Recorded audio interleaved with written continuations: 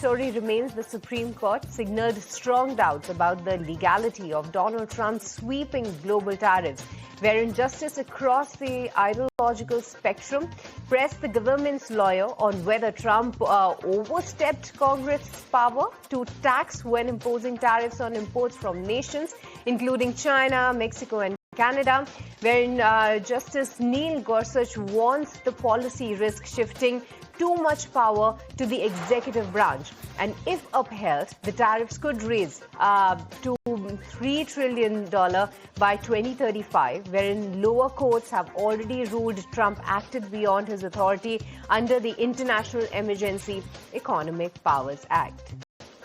So that's the update on this particular front. That's the big story that we are tracking. But along with that, with respect to China, wherein the nation announced that it will lift the export controls on 15 U.S. entities and suspend similar measures for another 16 for 1 year starting November 10. Now, the Commerce Ministry said the rollback allows Chinese exporters to resume the sales of dual-use goods to affected U.S. firms, when Beijing will also ease the restrictions on companies previously added to its unreliable entity list, letting domestic firms reapply to trade with them.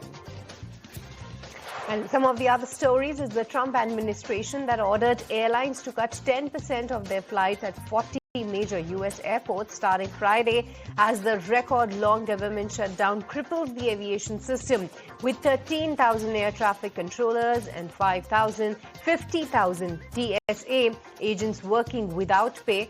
Airports face worsening delays and long security lines, when Transportation Secretary C.N. Duffy said that the cuts aim to ease the pressure on strained staff.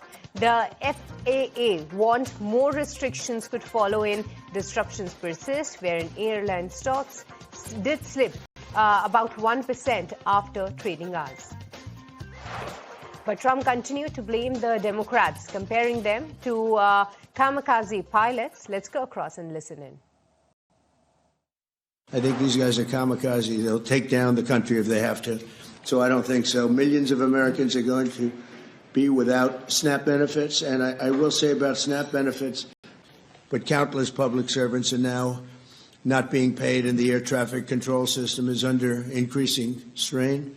We must get the government back open soon, and really immediately. We have to get it up. We have the hottest economy we've ever had, and it's affecting the stock market now a little bit.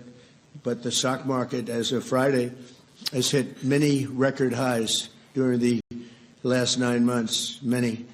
And it will again. This is just the beginning, because when these plants that are being built right now start opening up, we've never had anything like this. There's a boom. There's a construction boom right now, but that's going to be bigger than that.